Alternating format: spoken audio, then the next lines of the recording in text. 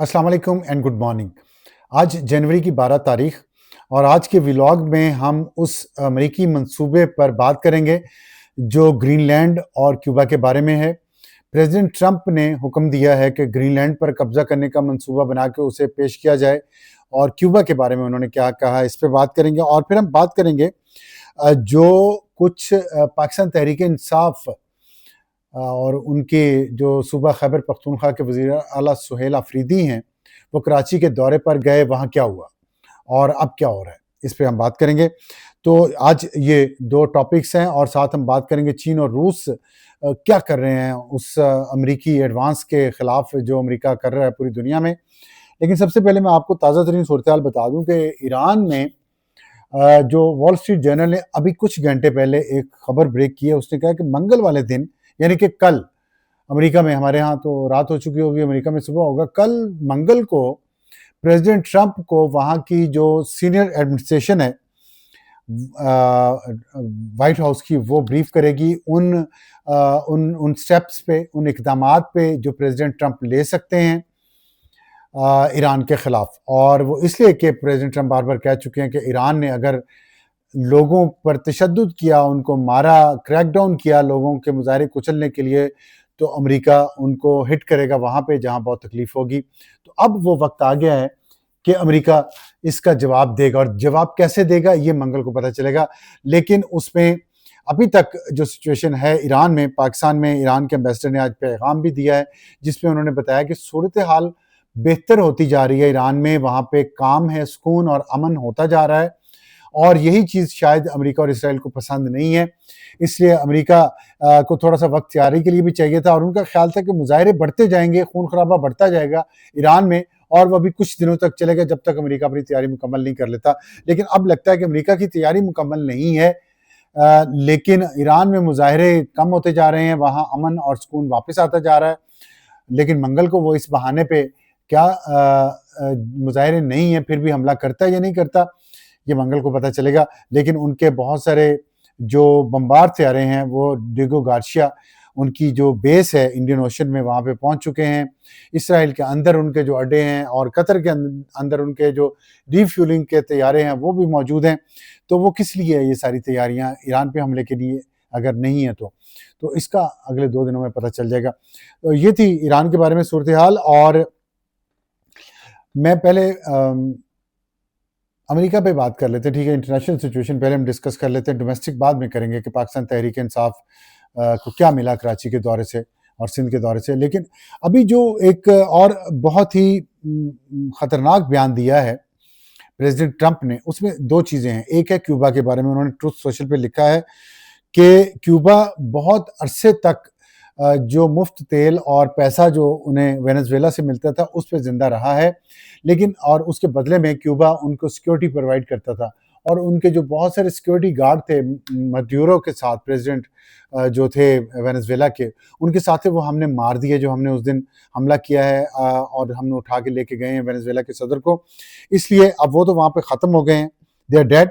लेकिन इसके साथ अब वेनेजुएला के लोग और वेनेजुएला की हुकूमत वो हॉस्टेज नहीं है क्यूबन ठग्स को। क्यूबन ठग्स का उन्होंने लफ्ज़ इस्तेमाल किया। ठग ज़ाहिर एक सब कॉन्टिनेंट का लफ्ज़ है, यहाँ से इंग्लिश लैंग्वेज में गया है और वहाँ से प्रेसिडेंट ट्रंप के पास चला गया। और साथ ही उन्होंने कहा ठग, क्यूबन ठग्स का जिक्र करते प्रेसिडेंट ट्रंप ने साथ ये भी कहा कि अब तो अमेरिका वहाँ पे है वेनेजुएला में। तो पता नहीं अपने आप को भी वो अमेरिकन ठग समझते हैं कि नहीं समझते, लेकिन उन्होंने ये कहा है कि अमेरिका दुनिया की सबसे बेहतरीन मिलिट्री है, जिस पे कोई शक नहीं है। उन्होंने कहा वो मिलिट्री अब वेनेजुएला को सिक्योरिटी प्रोवाइड करेगी, ना कि क्यूबन ठग। अब बहुत सारे जो लोग हैं वो अमरीकियों को भी, अमरीकी इंपीरियलिज्म को भी ठगी समझते हैं, और वो ठगी सोफिस्टिकेटेड तरीके से होती है, यूनिफॉर्म पहन के होती है, बहुत अच्छी अंग्रेजी बोल के होती है, लाल टाई लगा के होती है, वो एक अलग बात है। तो है वो भी ठगी। तो अब उन्होंने तेल पे कब्जा कर लिया है और उन्होंने कहा कि हम इसको जैसे चाहेंगे इस्तेमाल करेंगे इसके पैसे को, और हम प्रोवाइड करेंगे सिक्योरिटी वेनेजुएला को। और साथ उन्होंने क्यूबा को ऑफर की है डील। उन्होंने कहा डील कर लें हमारे साथ, और अभी भी वक्त है, अगर ये वक्त गुजर गया तो फिर आप हमसे शिकायत नहीं कीजिएगा। और इसके बाद एक ट्वीट किया किसी ने एक्स पे, उसमें उन्होंने कहा है Marco Rubio will be president of Cuba. अब मार्को रूबियो जो हैं वो वो वज़ीर ख़ारजा हैं अमेरिका के, और उनकी जो लिनिएज है वो क्यूबन भी है। तो वो बहुत ज़्यादा ज़ोर दे रहे हैं, और हॉक्स दूसरे जो हैं प्रेसिडेंट ट्रंप की टीम में, वो ज़ोर दे रहे हैं कि आप क्यूबा पर भी कब्ज़ा कर लें, जिस तरह वेनेज़ुएला पे किया है। तो जब ये ट्वीट हुआ है, तो उसको डोनाल्ड ट्रंप ने ट्रुथ सोशल पे उस कोट को उठा के, स्क्रीनशॉट को उन्होंने ट्वीट किया और साथ लिखा साउंड्स गुड टू मी, कि मुझे ये ठीक लगता है कि मार्को रूबियो क्यूबा के नेक्स्ट प्रेसिडेंट हों। तो इससे आप अंदाज़ा लगा सकते हैं कि क्यूबा पर तैयारियां करने का प्लान है, और माइंड बन चुका है। कब होता है, किस तरह होता है, ये प्रेसिडेंट ट्रंप ने ऑफर किया कि क्यूबन खुद ही डील कर लें, वरना वो करेंगे। इसके साथ जो एक और दूसरा मंसूबा है जिससे खतरे की घंटियां बज रही हैं यूरोप पूरे में, वो ये है कि स्पेशल फोर्सेस को, यूएस स्पेशल फोर्सेस को प्रेसिडेंट ट्रंप ने ऑर्डर किया है कि आप मुझे प्लान बना के पेश करें कि मैं ग्रीनलैंड की इन्वेजन कैसे करूं, वहां पे हमला कैसे करूं, और उस पर कब्जा कैसे करूं, इसके क्या क्या ऑप्शंस है मेरे पास। और इस पे तैयारी शुरू हो गई है साथ ग्रीनलैंड के लिए। ये एक बरतानिया का अखबार है डेली मेल, उसमें भी उसने ये बात कही है वाइट सोर्सेज के जरिए, सोर्सेज के बिहाफ पे। और जो एंडोलो न्यूज़ एजेंसी है, ये टर्किश है, उन्होंने ये दोनों ने ये खबर दी है, और उनकी रिपोर्ट्स के मुताबिक जॉइंट स्पेशल ऑपरेशंस कमांड को कहा गया है कि आप तैयारियां शुरू करें ग्रीनलैंड पर हमला करने की और कब्जा करने की। अब उसमें प्रॉब्लम ये हुआ है कि जो सीनियर मिलिट्री जनरल्स हैं अमेरिका के, वो ये नहीं चाहते कि ग्रीनलैंड पर हमला किया जाए और उन पर कब्जा किया जाए। उनका ख्याल नहीं है, बल्कि उनका ये पॉइंट ऑफ व्यू है कि ये गैर कानूनी है, और ये कांग्रेस जो है अमेरिकन, जो कांग्रेस है, उसकी मंजूरी भी इसमें नहीं दी गई। तो इसके अलावा ये यूनाइटेड नेशंस के चार्टर के भी खिलाफ है। ये नेटो का जो एक स्पिरिट है, और नेटो का जो ट्रीटी है, नॉर्थ अटलांटिक ट्रीटी ऑर्गेनाइजेशन, ये उसके भी खिलाफ है।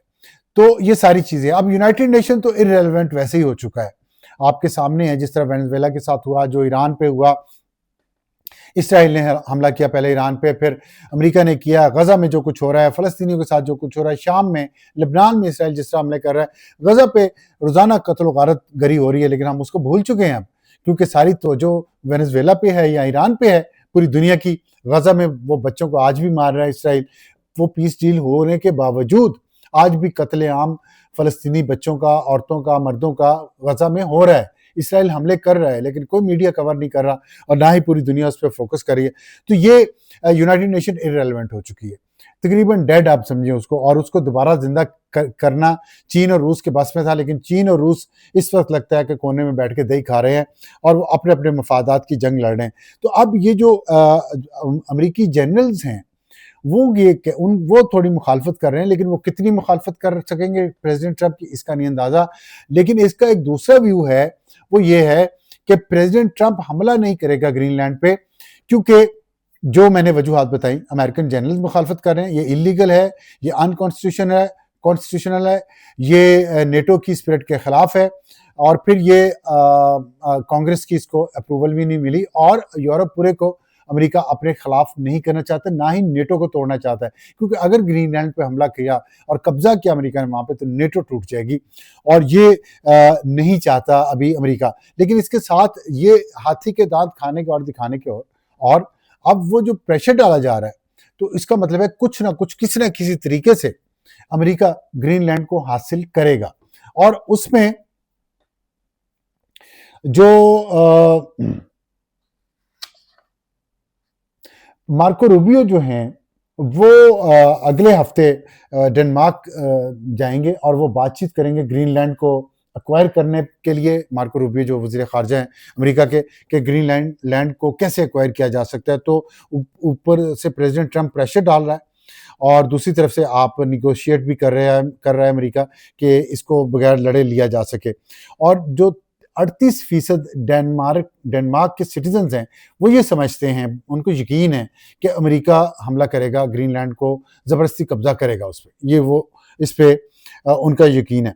और दूसरी तरफ जो नॉर्डिक गवर्नमेंट है, उन्होंने, उसमें नॉर्वे है, स्वीडन है, डेनमार्क है, फिनलैंड है, इन्होंने इकट्ठे एक जॉइंट स्टेटमेंट दी है, जिसमें उन्होंने कहा है कि जो अमेरिका के एलिगेशंस हैं डेनमार्क पे और ग्रीनलैंड पे, कि वहाँ रशियन और चाइनीज़ आबदोज़ें और जहाज़ों ने कब्ज़ा कर लिया और वहाँ उनकी मौजूदगी बहुत ज़्यादा है, जो अमेरिका की नेशनल सिक्योरिटी के लिए ख़तरा है। ये बात बिल्कुल गलत है। रशिया और चाइना के जहाज़ वहाँ पे नहीं हैं, जो नॉर्मल एक्टिविटी होती है जितनी उतनी ही है, और वो उतनी अमेरिका के जहाज़ों की भी है, और वो भी वहाँ पे मौजूदगी उनकी होती है, तो उससे ज़्यादा नहीं है।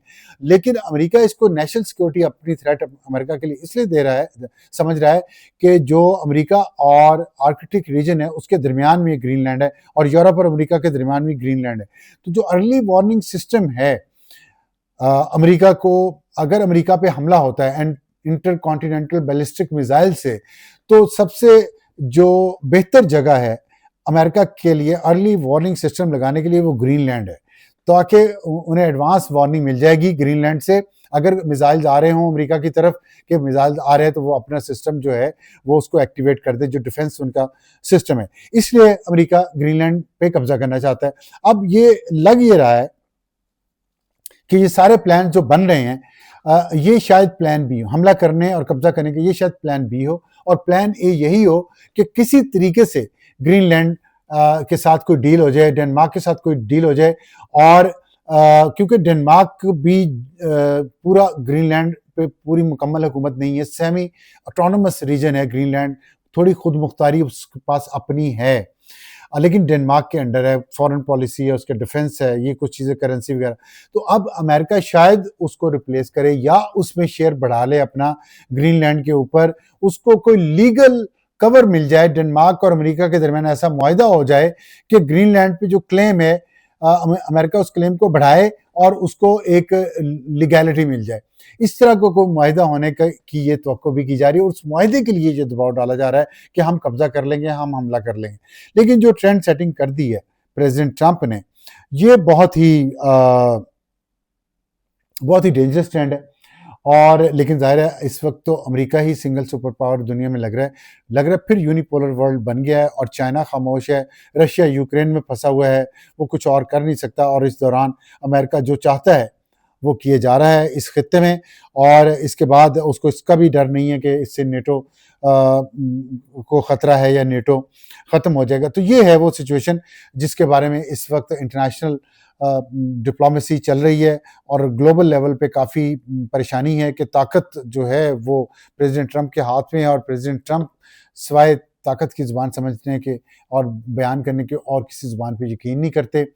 और इलेक्शन का साल, मिड टर्म इलेक्शंस का साल है, कांग्रेस के इलेक्शन होने हैं, तो अगर अमेरिकन वोटर्स को ये चीज़ समझ आ गई और उन्होंने इलेक्शन में रिपब्लिकन को शिकस्त दे दी, डेमोक्रेट्स की मेजॉरिटी हो गई कांग्रेस में, तो हो सकता है कि डेमोक्रेट्स प्रेसिडेंट ट्रंप को इम्पीच करने की कोशिश करें। इसलिए रिपब्लिकन्स भी पूरी कोशिश करेंगे कि इलेक्शन में उनको शिकस्त ना हो। और वैसे भी अमेरिका इस वक्त डिवाइडेड है, अमेरिका के अंदर खाना जंगी की सी कैफियत है, दोनों सियासी जमातें जो हैं वो एक दूसरे के साथ बहुत उनके गहरे इख्तलाफात हो गए हैं, उसी तरह जिस तरह पाकिस्तान तहरीक इंसाफ के और बाकी तमाम मुल्क के इख्तलाफात हैं, और यहाँ पे कोई मिडल वे नहीं है। इसी तरह अमेरिका में भी कोई मिडल वे नज़र नहीं आ रहा दोनों सियासी जमातों में, और इस साल के आखिर तक वहाँ पे कुछ हो सकता है कि नहीं हो सकता, ये तो वोटर्स फैसला करेंगे, लेकिन उससे पहले पहले ट्रंप दुनिया के साथ क्या कर जाएगा, ये एक बहुत खतरनाक बात है।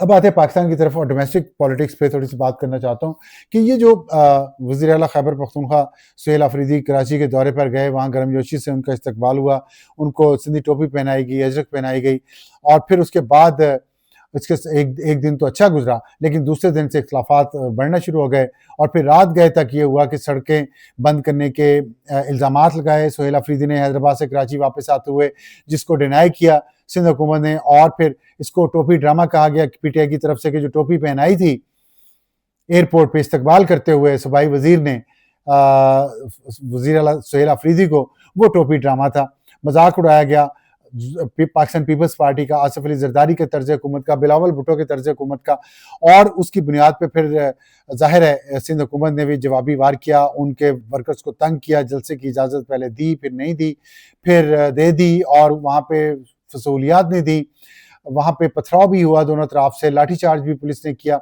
और गिरफ्तार भी किया कुछ वर्कर्स को पीटीआई के। तो पीटीआई का एक जो बहुत ज़्यादा उसे लगता था कि सिंध के अंदर उसे बहुत पजीराई मिलेगी, तो आखिर में जाके बदमज़गी होगी ये दोनों सियासी जमातों के दरमियान। और उसमें ये बात भी की जा रही है कि शायद Pakistan Peoples Party overplayed its hand और उसने कोशिश की है कि इस्टेब्लिशमेंट के साथ चालाकी करे और मुस्लिम लीग नून को थोड़ा टफ टाइम दे, तो वो मूव उनके खिलाफ चली गई है और फिर उनको अपनी पॉलिसी बदलनी पड़ी।